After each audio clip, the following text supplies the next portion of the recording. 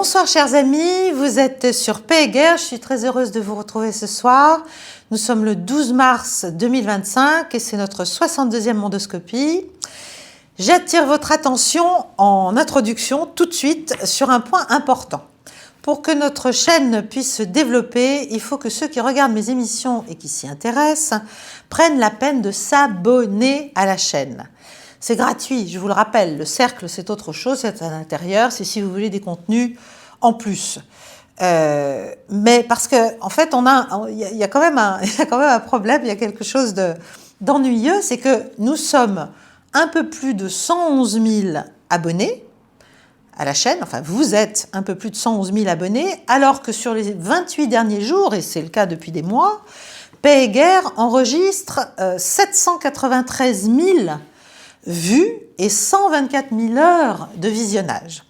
Donc, si vous voulez, là, c'est de 1 à 8, quoi. C'est quand même embêtant. Donc, on devrait être beaucoup plus nombreux à être abonnés. Après, si les choses vous embêtent, ben vous n'appuyez pas sur les alertes quand vous en recevez. Et voilà, vous n'êtes pas obligé de me voir tout le temps. Je ne suis pas une fatalité non plus. Mais abonnez-vous, voilà, si ça vous intéresse, pour qu'on arrive à monter en nombre d'abonnés, à pouvoir faire plus de choses. Donc, voilà, ça c'était le petit point d'introduction. Alors aujourd'hui, on a beaucoup de points à évoquer. Évidemment, faire le point de ce qui se passe à propos du conflit en Ukraine et des dernières négociations. Et c'est assez intéressant. Le deuxième point, c'est évidemment, je veux vous parler un peu de ce qui se passe en Syrie, qui est extrêmement tragique et en même temps assez scandaleux, mais enfin. Troisième point, je vous parlerai de l'attitude de l'Europe et singulièrement de la France face à la grande nouvelle politique de détente américaine initiée par Donald Trump. Et le quatrième point, ce sera, j'aborderai un tout petit peu la Roumanie, même si malheureusement la situation est telle qu'il n'y a probablement plus grand-chose à dire, dans l'immédiat du moins, sur ce qui va se passer en Roumanie au plan politique. Et puis le quatrième point, je reviendrai brièvement sur la rencontre qui a eu lieu hier entre le ministre des Affaires étrangères russe, Sergueï Lavrov, et le président de l'Organisation pour la sécurité et la coopération en Europe. Bon, parce que c'est important aussi au plan géopolitique global. Alors d'abord, premier point, le deuxième round, alors pas le deuxième round des négociations russo-américaines, mais le deuxième round à Riyad, sous les auspices du prince Mohammed Ben Salman, en Arabie Saoudite, entre cette fois-ci les États-Unis et l'Ukraine. Alors, bon, déjà, il y a un problème qui, pour moi, est un problème, de structure. C'est que c'est compliqué d'être juge et partie. Or, les États-Unis, en fait, se mettent en position, comme ils le font d'ailleurs souvent. Ils l'avaient fait aussi pendant les accords de Dayton, je m'en souviens, en Bosnie, en 1995. Ils sont à la fois une évidente partie prenante, puisqu'ils ont eux-mêmes reconnu que le conflit en Ukraine était en fait un conflit entre l'OTAN et donc eux, au premier chef, et la Russie. Donc ils se mettent, si vous voulez, en position de médiateur, alors qu'en fait ils sont un acteur à part entière de ce conflit. Mais enfin, c'est comme ça, leur idée est donc en fait d'aller voir les Ukrainiens, de voir ce qu'on peut en obtenir, puis de discuter avec les Russes, avec les deux parties prenantes immédiates, même si elles ne sont évidemment pas de même niveau et de même importance géostratégique pour eux-mêmes. Bon. En tout cas, ça s'est passé à Riyad, c'était hier, et nous avons vu fleurir les déclarations satisfaites de Marco Rubio et d'autres responsables américains en disant que Kiev avait accepté un cessez-le-feu de 30 jours, mais un cessez-le-feu total, c'est-à-dire sur toute la ligne de contact, plus la mer Noire, pas seulement un cessez-le-feu naval et aérien, ce qui était l'idée ukrainienne et européenne initiale, et notamment française, qui relayait ce que souhaitait Kiev. Et tout cela, ce serait une grande avancée, n'est-ce pas, admise par Volodymyr Zelensky, ce président extraordinaire de l'Ukraine, Et bien sûr, donc ça a été, ça c'est ce que l'Ukraine a accepté, et immédiatement les États-Unis ont annoncé qu'ils reprenaient leur aide militaire et leur aide en matière de renseignement à l'Ukraine. Bon, alors c'est de ça qu'on va parler. D'abord, est-ce que c'est à l'avantage de Kiev ? Oui, pour moi, c'est évidemment à l'avantage de Kiev, parce que c'est Kiev qui est en très très mauvaise posture et en état d'épuisement avancé au plan militaire, sur le terrain. Et donc, le cessez-le-feu, à vrai dire, il profite essentiellement à l'Ukraine. Alors, donc, qu'a la Russie à y gagner, si vous voulez ? Pour Zelensky, manifestement, le pari, eh bien, c'est de le... En ayant accepté cela officiellement, il se met en posture positive, en posture de l'homme qui voudrait la paix, n'est-ce pas ? Il accepte donc cette exigence de Trump. On n'a parlé que de celle-ci. Je ne sais pas s'il n'y en a pas d'autres qui sont dans les tuyaux ou même qui ont été admises mais dont on ne parle pas. C'est toute la question. Donc, il accepte les exigences de Trump. Trump renvoie la balle et le bébé aux Russes en disant que voilà, c'est dans leur camp maintenant et c'est donc eux qui doivent accepter cette extraordinaire concession qu'aurait fait Kiev.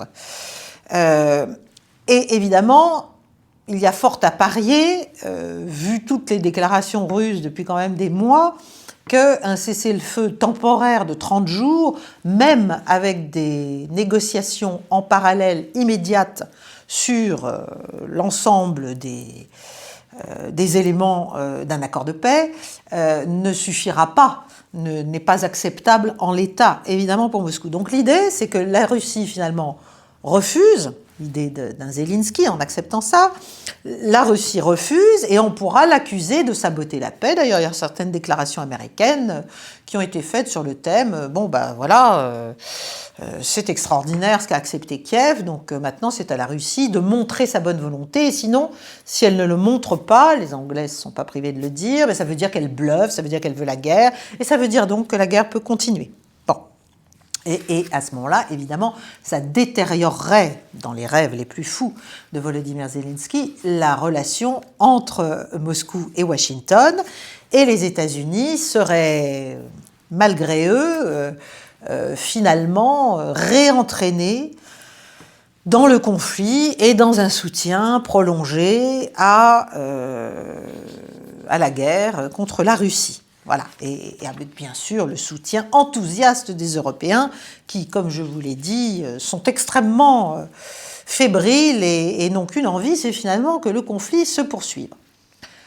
Au plan moral, au plan éthique, au plan politique, au plan géopolitique, à tous les plans, et je ne parle même pas du plan militaire. C'est fou, mais c'est ainsi. Nous sommes désormais, c'est nous les va-t-en-guerre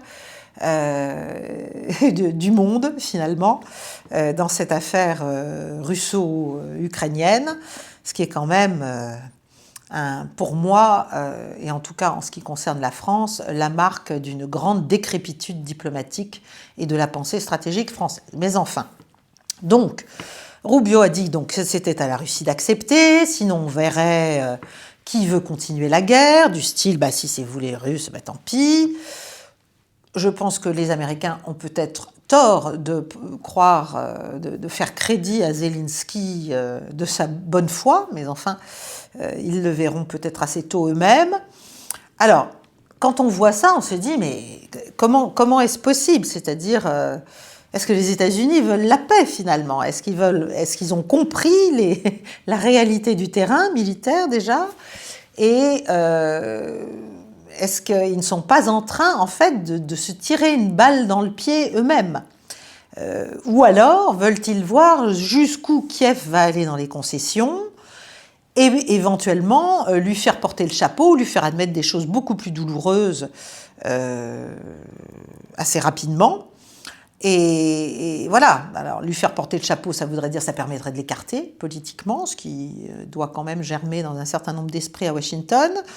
Par ailleurs, les États-Unis ont quand même dit, et c'est là que cette nouvelle est peut-être une nouvelle pas si mauvaise malgré tout sur le temps moyen et voire long de cette négociation qui va être compliquée. Les États-Unis ont quand même dit qu'ils ne voulaient plus entendre parler d'un retour, d'une volonté ukrainienne de revenir aux frontières de 2014 et même de 2022. Bon. Mais en même temps, là, ce qui a été annoncé, au plan des annonces, parce qu'évidemment, il y a les annonces et puis il y a tout ce qui se dit, ce qui se fait, et les gens qui se rencontrent en arrière, et ça on ne le sait pas malheureusement, on a des bribes parfois, ou, quelques intuitions, mais enfin, voilà, tout n'est pas non plus dans les déclarations publiques, mais si on prend juste cette déclaration publique, Kiev accepte un cessez-le-feu global de 30 jours sur l'ensemble du front, la mer Noire et tutti quanti, on se dit, mais quel est donc l'intérêt de Moscou d'accepter cela? Ils ont dit, les Russes ont dit, redit, qu'ils voulaient discuter de l'ensemble d'abord des racines du conflit, ils voulaient traiter les racines du conflit. Ils ont je crois que c'est Vladimir Poutine en juin dernier, en juin 2024, qui avait dit clairement que pour commencer des négociations de manière sérieuse, de manière réaliste et de manière constructive, il y avait 2 points essentiels pour eux avant de discuter de tout cessez-le-feu provisoire, permanent ou je ne sais quoi. C'était évidemment de dire que l'Ukraine n'entrera pas dans l'OTAN, bon, et bien sûr que les troupes ukrainiennes se retirent de ce qu'elles conservent encore de contrôle sur les 4 oblasts que vous connaissez par cœur, Donetsk, Luhansk, Zaporijie, Kherson, dans le désordre, et afin que ces 4 oblasts qui sont formellement dans la Fédération de Russie depuis fin septembre 2022 soient en fait puissent être conservés, en tout cas que les combats s'arrêtent sur ces 4 oblasts. À partir de là, on pouvait discuter. Ça, c'est ce qu'a dit Vladimir Poutine. Zelensky de son côté, c'est sûr que d'accepter ça, ça blanchit son image, surtout après le fiasco de la semaine dernière dans le bureau ovale, où il s'est fait chasser littéralement, où il a été complètement à la fois provoquant, non seulement dans son habillement, mais dans son attitude, voire insultant. Mais voilà, les Russes ont dit encore une fois que ce n'était pas acceptable ce cessez-le-feu, parce que s'ils l'acceptent en l'état, ça revient juste à donner du temps à l'Ukraine de recevoir d'autres armes, de refourbir ses mains, de mobiliser d'autres gens et de repartir à l'attaque. Donc ça n'a aucun intérêt, si vous voulez, en soi, si c'est que ça, pour la Russie. Alors, quelles ont été les réactions officielles russes à ces annonces américaines ?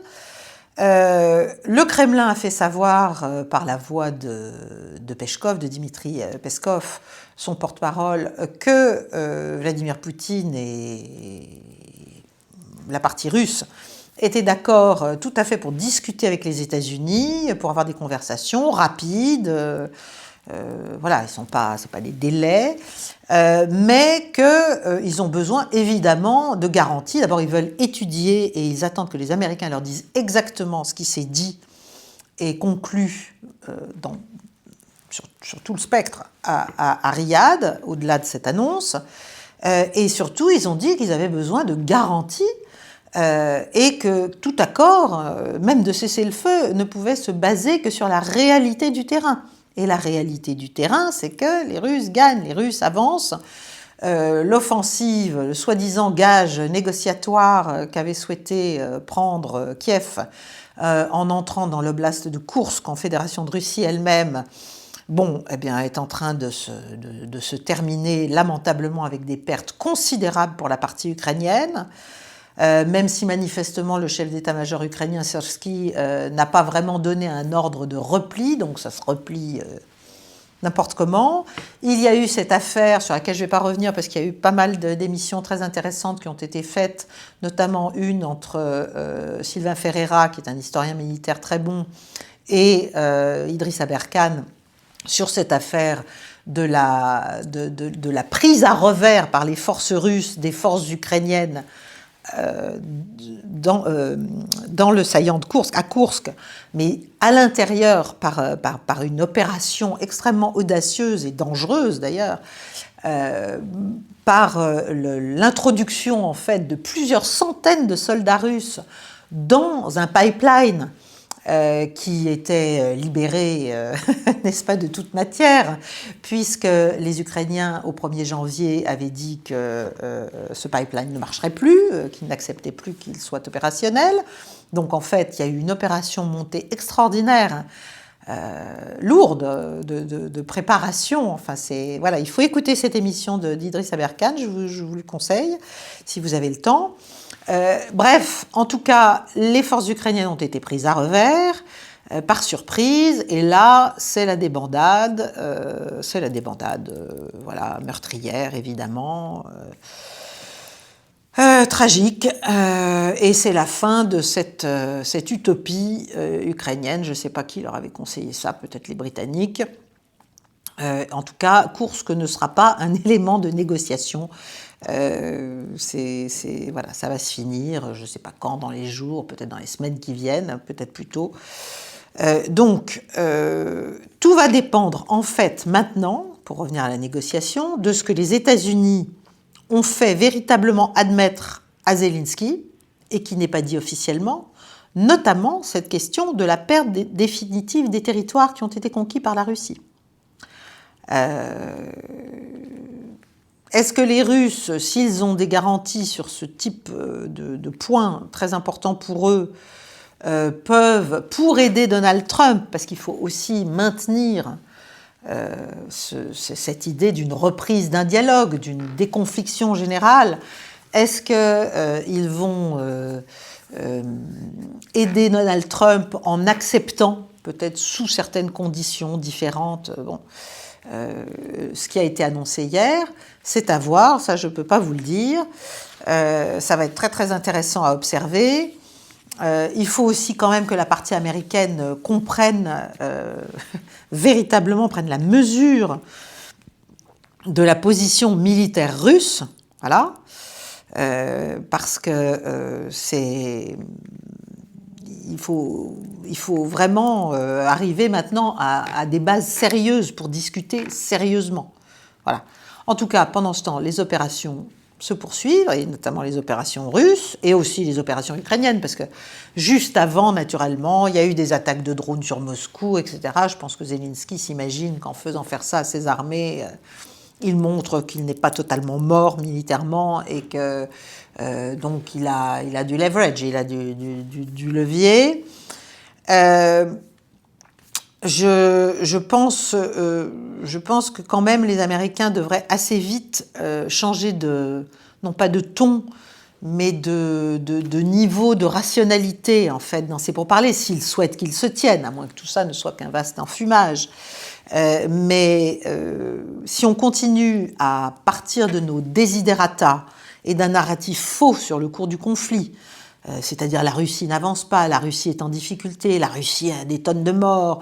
Bref, si on continue à ne pas vouloir, à rester dans notre auto-intoxication, qui est aussi américaine, hein, qui n'est pas qu'européenne, eh bien, que va-t-il se passer ? Les armées russes vont continuer à avancer et ça va devenir de plus en plus compliqué. Alors, je dirais que si les équipes américaines sont extrêmement cyniques, elles peuvent aussi espérer que finalement la partie russe va continuer à faire beaucoup de dégâts et que la position ukrainienne relative va se dégrader d'autant et que donc il sera encore plus facile de faire admettre à Zelensky, d'ici quelques semaines ou quelques mois, voilà, une forme de reddition, pas de capitulation mais de reddition. Bon.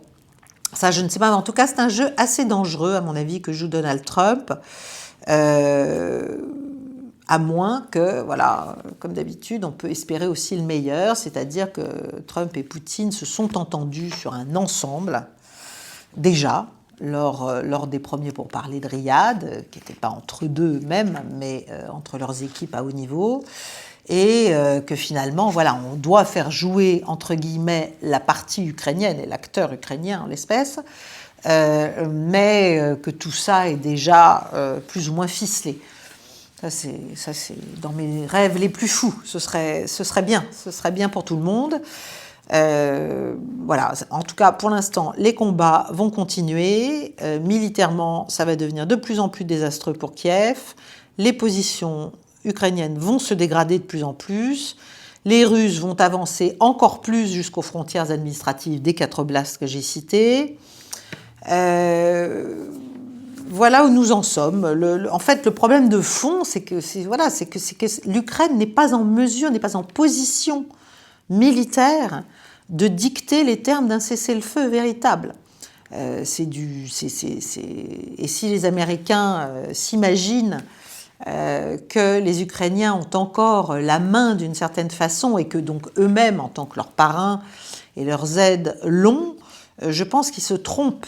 Voilà, parce que du côté russe, c'est très basique, c'est très pragmatique. Hein. Les académies militaires russes n'ont probablement pas les mêmes méthodes d'évaluation et d'analyse du champ de bataille et du rapport de force que peut-être les académies militaires américaines. Voilà, il y aurait peut-être de la fertilisation croisée à faire en l'espèce, mais en tout cas, sur le sujet qui nous occupe, on voit bien que c'est en fait le poids du narratif occidental et sur le conflit depuis 3 ans, hein, qui est donc un vaste mensonge, et l'auto-intoxication des Occidentaux par leurs propres inepties, en fait, qui est en train de devenir, ou de pouvoir devenir potentiellement un obstacle à la paix et à l'avancée de véritables négociations. Bon, on va voir. Je pense que pour l'instant, c'est à Trump, en fait, de convaincre Poutine et de lui donner, j'allais dire des croquettes, enfin des choses sérieuses à se mettre sous la dent, s'il veut que la partie russe l'aide, finalement. Voilà, il faut que l'un et l'autre soient en de bonnes dispositions et discutent de bonne foi, sinon ça ne marchera pas.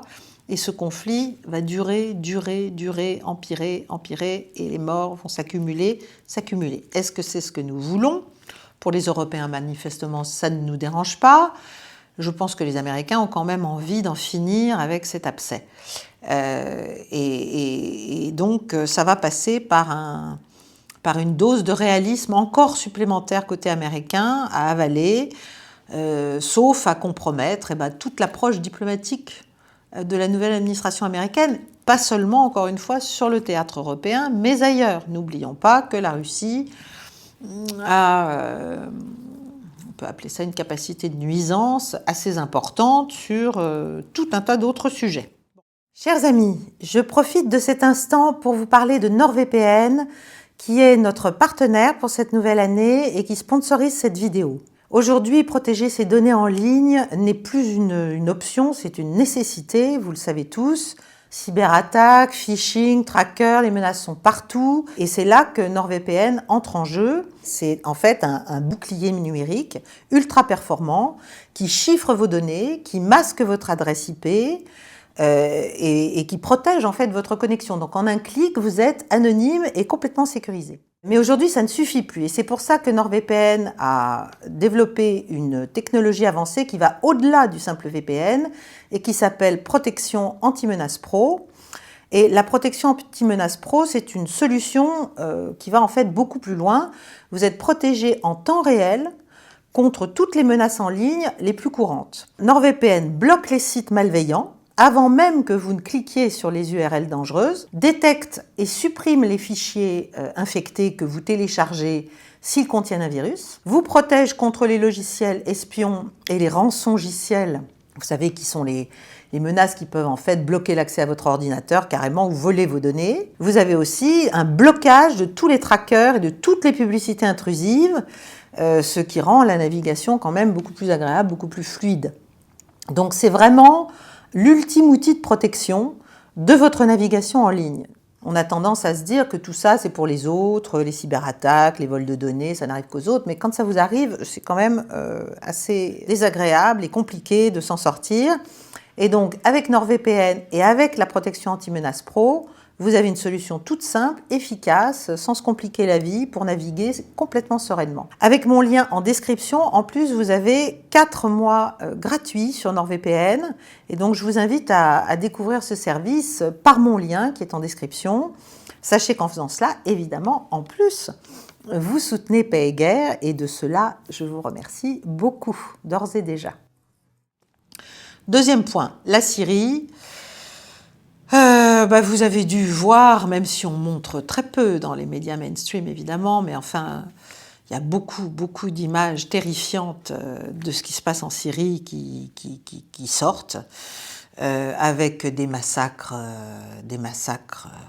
qui ne sont pas le fait juste de miliciens ou de membres des nouvelles forces armées syriennes en rupture de ban, n'est-ce pas? Il faut arrêter de prendre les gens pour des imbéciles. Il y a des massacres d'Alaouites, il y a des massacres de chrétiens, il y a des massacres de Druzes, clairs, des forces HTS, des forces donc du nouveau président de la Syrie, autoproclamé, c'est-à-dire Al-Joulani rebaptisé Al-Shara. Les populations essaient de trouver refuge dans la base russe, la base aérienne russe de Raimim, à côté de Latakié. Moi je dirais, et je l'ai dit au moment de la du soi-disant triomphe en fait de la démocratie en Syrie, en décembre dernier, de la chute du régime de Bachar el-Assad, j'ai dit qu'il fallait s'attendre à tout ça, qu'on était en train en fait de mettre au pouvoir, et on le sait fort bien, des gens très particuliers, qui ont quand même des pédigrés qui parlent d'eux-mêmes. Voilà, intéressez-vous à la figure d'Al-Shara dans le temps. L'Europe soutient manifestement Al-Joulani, enfin Shara. Lui a fait des condamnations assez formelles. Les États-Unis aussi ont fait des condamnations assez formelles par la voix du secrétaire d'État Rubio. Pendant ce temps, la désintégration en fait de la Syrie se poursuit et son écartèlement en diverses zones d'influence se consolide. D'abord, il y a un accord qui a été fait entre les forces kurdes syriennes avec le gouvernement dit central, donc HTS, pour s'intégrer à l'État syrien soi-disant en train de s'unifier. Bon, en fait, il se désintègre, il se morcelle, mais le gouvernement central essaie bien sûr de grossir sa propre zone de contrôle. Un immédiat cessez-le-feu avec les SDF kurdes, une intégration des institutions civiles et militaires kurdes dans la structure de l'État syrien, plus de Kurdistan syrien autonome en fait au nord-est, et ça je pense que ça doit ravir évidemment Recep Tayyip Erdogan. Mais voilà, il ne faut pas être dupe. En fait, nous assistons malheureusement à une désintégration de la Syrie. Il y aura donc plusieurs sphères d'influence du gouvernement central, de la Turquie, d'Israël. Les Américains, eux, je pense, ont quand même envie de s'en aller. C'est un trou noir, la Syrie, et ça va le devenir de plus en plus. Les Israéliens poursuivent leurs frappes, cherchent à agrandir aussi leur zone d'influence, se rapprochent dangereusement de Damas, même si je ne pense pas qu'il est de leur intérêt de prendre Damas. Ils se positionnent, ils essaient de se dire les protecteurs des Kurdes et des Druzes. Au plan de la zone d'influence russe, c'est-à-dire en fait des bases russes, là, pour le coup, Joulani et Erdogan, qui sont, je dirais pas un seul et même... clairement, la Turquie contrôle Joulani, Al-Shara. Eux veulent que les Russes restent parce qu'ils font un équilibre quand même avec Israël. Israël veut que les Russes restent aussi parce que ça fait un équilibre avec les Turcs. Vous voyez, c'est une partie à 3 pour l'instant. Néanmoins, il existe et se maintient un débat à Moscou sur l'opportunité de conserver ses bases, parce que bien sûr il y a un enjeu de protection des populations civiles, bien sûr il y a un enjeu de positionnement dans la zone qui est important, qui est très important pour la Russie, mais jusqu'à quel point, à quel prix, contre quoi, pourquoi, et bien sûr dans le cadre d'un dialogue élargi entre les États-Unis et la Russie, je pense que c'est un point, c'est un atout russe, bien sûr, dans la manche de Vladimir Poutine, mais c'est aussi peut-être quelque chose qui, à un moment donné, peut se discuter ou se voir d'une autre façon.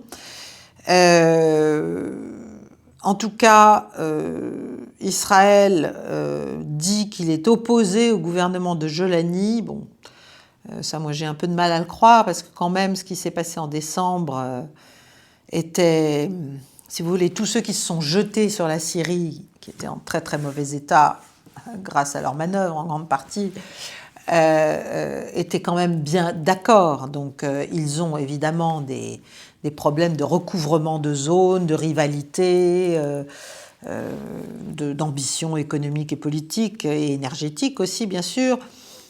Mais voilà, je ne sais pas jusqu'à quel point la relation entre Israël et le gouvernement dit central de Damas aujourd'hui est si mauvaise.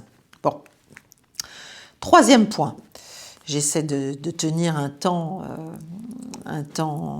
raisonnable pour cette mondoscopie. Bon, je reviens sur l'Europe, parce que quand même il y a des choses à dire, il se passe beaucoup de choses. L'Europe et l'Ukraine, là ce qu'on voit, je l'ai expliqué déjà la semaine dernière, je l'ai expliqué aussi dans le grand direct pour les abonnés du Cercle dimanche dernier. Évidemment, bon, là les Européens se félicitent de ce qui s'est passé hier à Riyad, sont ravis, en profitent pour dire que naturellement ils vont appuyer les États-Unis, ils sont très contents que recommence le soutien en renseignement et en armement, qu'ils vont appuyer les États-Unis dans la recherche d'une solution de paix équitable, durable, etc. Bref, qu'ils veulent participer aux négociations, parce que c'est quand même ça le sujet. Jusqu'à présent, Trump a été assez habile pour les écarter, et à mon avis, il a bien fait, puisque en fait, les principales puissances européennes, plus la Grande-Bretagne, en fait, veulent la poursuite de la guerre.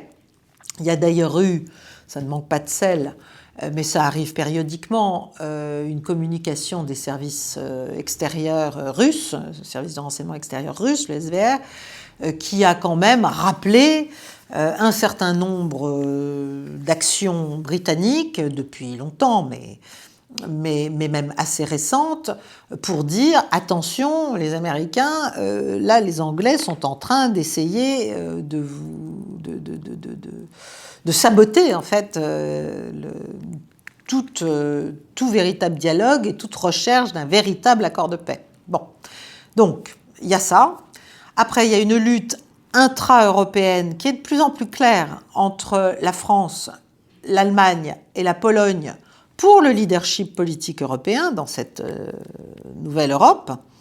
Le problème, c'est que les États-Unis et la Grande-Bretagne misent, à mon avis, tous les deux sur la Pologne, mais pas dans le même sens.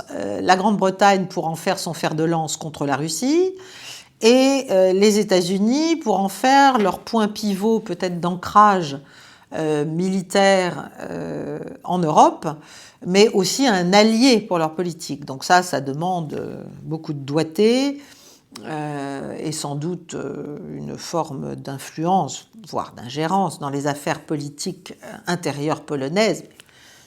Voilà, il n'y a que les Russes qui font de l'ingérence, donc nous on fait ça toute la journée, mais on vient de le faire en Roumanie, mais ça ne choque personne.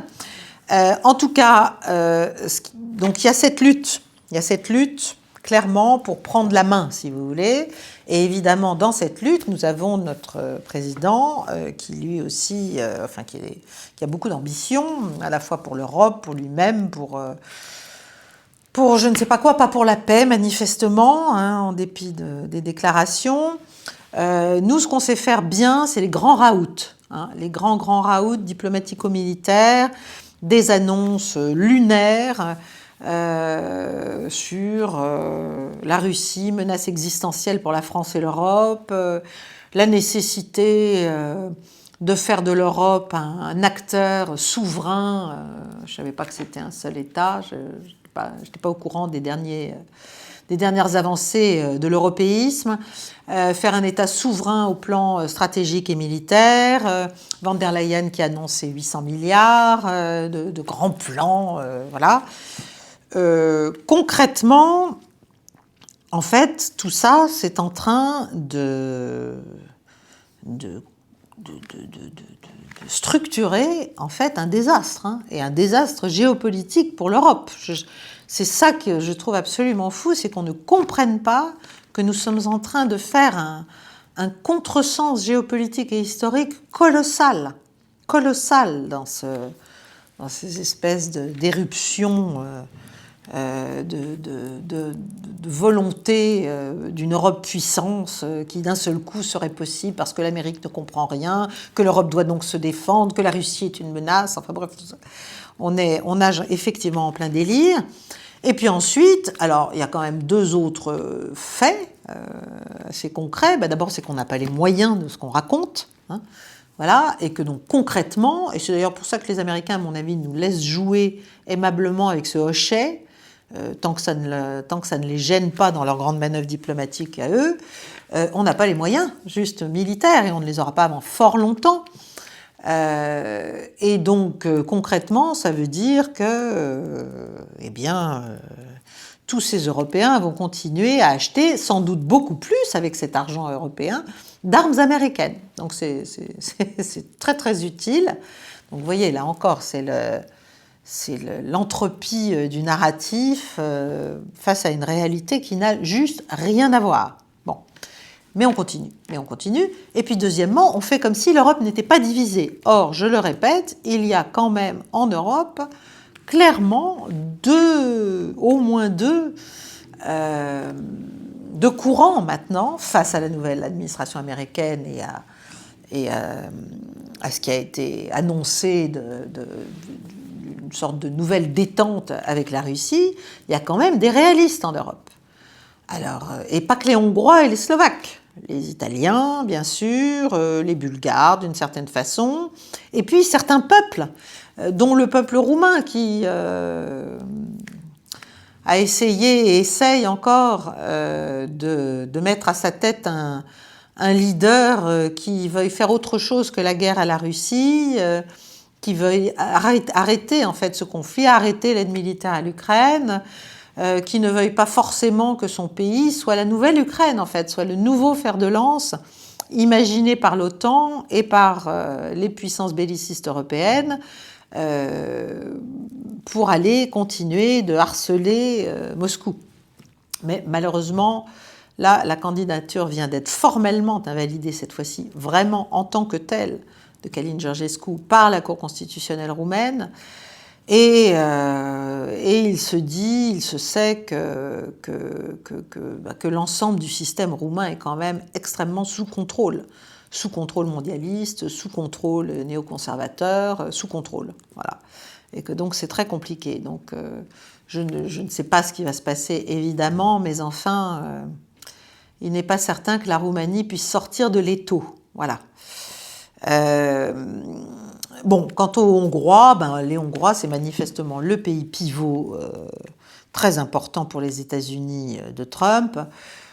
Et d'ailleurs, le ministre des Affaires étrangères hongrois vient d'annoncer que les livraisons de pétrole russe à la Hongrie venaient de reprendre, que le pipeline qui avait été endommagé par des attaques récemment, le pipeline Druzhba avait été réparé. Donc vous voyez, il n'y a pas du tout d'univocité. Nous, on fait tout un foin sur ce qu'on fait, on reçoit les chefs d'état-major des pays européens et de l'OTAN, on essaie d'expliquer qu'il faut se mettre en ordre de bataille, etc., etc. Bon, je rappelle quand même qu'il y a quand même un certain nombre de ces pays que ce soit européens ou européens et membres de l'OTAN, qui ne rendent pas compte à Emmanuel Macron, mais éventuellement à leur Parlement. Hein. Voilà. Donc on voit bien que du côté français, on pousse la fédéralisation, qui est l'objectif de l'actuel pouvoir. On se sert pour ça du tournant Trump, qui laisse faire pour l'instant. Et en fait, on essaie de monnayer sa capacité de nuisance via le bellicisme comme ça, qui est remué sans arrêt, la posture belliciste, en se créant un rôle de chef de guerre, donc de caillou potentiel dans la chaussure américaine. Voilà, face à Washington qui veut en finir avec cette guerre ridicule en Ukraine et s'entendre avec les Russes, il est évident que si les Européens continuent, bon, on peut les laisser faire tant qu'il s'agit d'acheter des armes américaines et de rester bien sages dans l'OTAN quand même, hein, parce que tout le monde est membre du commandement militaire intégré, il ne faut quand même pas l'oublier, donc tout ça... C'est bien pour le 20h et pour nos grands médias qui ne comprennent pas grand-chose et qui ne connaissent pas l'histoire, mais ça ne marche pas comme ça, en fait. Donc il y a une dimension complètement utopique et complètement pathétique à toute cette agitation, toutes ces gesticulations qui sont faites en ce moment au plan européen. Je ne parle même pas de la question de la mutualisation de notre outil nucléaire, qu'on garde le doigt sur le bouton ou pas. Il y en a même qui veulent qu'on ne le garde pas. Hein, les Polonais aimeraient bien peut-être qu'ils aient leur mot à dire, y compris sur une éventuelle frappe nucléaire française. Ben voyons, pourquoi pas, hein, après tout, on n'est plus à ça près. Je pense que, en tout cas, les Russes ne se font pas d'illusions. Ils ont bien compris la manœuvre française. Sergueï Lavrov a expliqué assez clairement en quelques phrases qu'il n'allait pas revenir trop longuement, mais que pour lui c'était clair, que Emmanuel Macron voulait devenir un leader en Europe, qui n'était pas le seul, mais que c'était ce qui expliquait beaucoup de choses et que tous ces Européens pratiquaient une russophobie des cavernes. Voilà. Et je dois dire, d'accord. Voilà. Là, c'est quand même assez difficile de ne pas comprendre ça. Moscou va de toute façon en tirer les conséquences. Voilà. Et je pense que ce n'est pas une bonne nouvelle pour d'éventuelles forces européennes en Ukraine. Ils essaient de faire comprendre aux Américains qu'il faut quand même tenir les vassaux européens un peu sérieusement, un peu reine courte. Mais bon, tout ça va dépendre en fait du moment où, comme je dis, Washington va siffler la fin de la récréation. J'espère que ça ne va pas mettre trop de temps. Voilà, parce que quand même, tout ça reste extrêmement dangereux, je vous le rappelle. On n'est pas en train de jouer aux billes.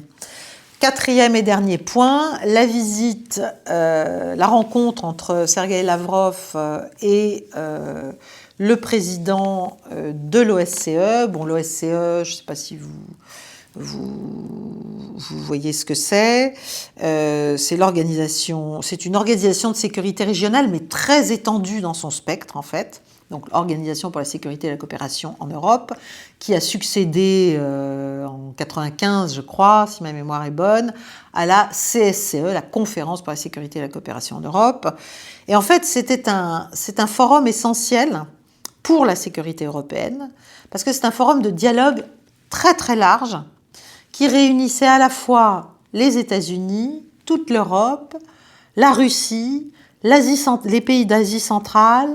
Je crois même qu'il y avait le Canada. Et donc, voilà, c'était un endroit où on pouvait se parler et discuter d'ailleurs pas que de sécurité, mais aussi de terrorisme, de tout un tas de thèmes importants. Et donc, forum très important, mais qui est tombé évidemment en désuétude et qui a perdu de son influence à partir des années 2000, à partir du moment où, en fait, les États-Unis sont entrés dans une phase beaucoup plus agressive au fur et à mesure que la Russie reprenait un peu de force et un peu de couleur, sont revenus à une politique de containment très brutale, de la poursuite de l'extension de l'OTAN, etc., etc. Et donc l'OSCE est en crise, voilà, pour le dire clairement. Mais évidemment, avec tout ce qui se passe, elle pourrait retrouver une forme d'utilité et de légitimité. Et c'est sans doute ce à quoi pense non seulement son président, mais aussi la partie russe, les Russes, parce que Poutine, on le sait, a une vision extrêmement intégrative et large de ce qu'il appelle la sécurité du continent eurasien. Et en fait, son idée, c'est d'intégrer, j'en ai déjà parlé, je ne sais plus à quelle mondoscopie, je me souviens plus des numéros, mais j'en ai parlé à plusieurs reprises. Si vous voulez, il y a un grand projet animé par la Russie, et aussi la Chine d'ailleurs, d'intégration de toutes les organisations, toutes les structures, tous les forums qui traitent de sécurité ou de coopération sur le continent eurasien et même au-delà. Et donc, si vous voulez, il y a l'organisation du traité de sécurité collective, il y a l'organisation de coopération de Shanghai, il y a bien sûr l'Union économique eurasiatique, il y a la communauté des États indépendants, née de l'URSS, si vous voulez, successeur de l'URSS, enfin, successeur, non, c'est la Fédération de Russie qui est successeur de l'URSS, mais il y a cette communauté. Mais il y a aussi le Conseil de coopération du Golfe qui reprend aussi des couleurs du fait de la normalisation en cours entre certains de ces États et l'Iran. Bref, il y a beaucoup de projets, en fait, qui sont en train de prendre corps un peu à bas bruit, mais à un rythme diplomatique de rencontre qui est quand même assez soutenu. Et le pendant, si vous voulez, si on voulait associer l'Ouest, l'ancienne Ouest, ce serait de le faire par une coopération accrue avec l'OSCE. Et manifestement, ça trouve un écho favorable, en tout cas du côté de cette organisation, qui est sans doute à la recherche d'un second souffle, d'un nouveau souffle. Donc voilà, il y a un processus de rapprochement de toutes ces structures subrégionales, mais si vous écoutez les dernières déclarations de Lavrov, il a l'air d'arrêter désormais l'Eurasie aux frontières de l'OTAN, aux frontières, oui, de l'OTAN actuelle. Et en tout cas, à dire clairement que si l'UE ne veut pas s'associer à tout ça, on ne va pas les forcer. Voilà, parce qu'elle s'est exclue elle-même. Elle se met en position d'hostilité ouverte vis-à-vis de la Russie. Donc, elle ne trouve probablement pas grand intérêt à un tel rapprochement. C'est assez logique. Et voilà, et je terminerai là-dessus en vous disant que c'est évidemment fort dommage parce que nous sommes vraiment à un moment où nous pourrions redéfinir et repenser, recréer en fait toute une dynamique, toute une ambiance, tout un processus, si vous voulez, au long cours de dialogue, de coopération, de développement des échanges, avec évidemment des incidences économiques colossales du point de vue de l'Union économique, de l'Union européenne. Si vous voulez, c'est quand même... voilà, nous sommes en Eurasie, nous. Donc, si on n'était pas aussi dogmatique et idéologue, on devrait se rendre compte qu'il y a là c'est une corne d'abondance économique pour nos économies européennes qui ne sont quand même pas toutes dans un état si florissant. Voilà, je termine là-dessus. Je vous remercie de votre attention. Merci de liker, de partager cette vidéo, de vous inscrire à la chaîne si vous êtes arrivé jusque-là ou si vous ne l'avez pas fait encore, faites encore. Et bien sûr, de rejoindre aussi le cercle. Nous sommes maintenant plus de 300. Où je publie d'autres contenus à un rythme un peu hectique de temps en temps, mais enfin, je le fais, je m'en préoccupe, je le prépare, et voilà, ne vous inquiétez pas. Donc le cercle Paix et Guerre, c'est à l'intérieur de la chaîne. Et pour une somme modique, eh bien, c'est l'ouverture vers d'autres types de contenus.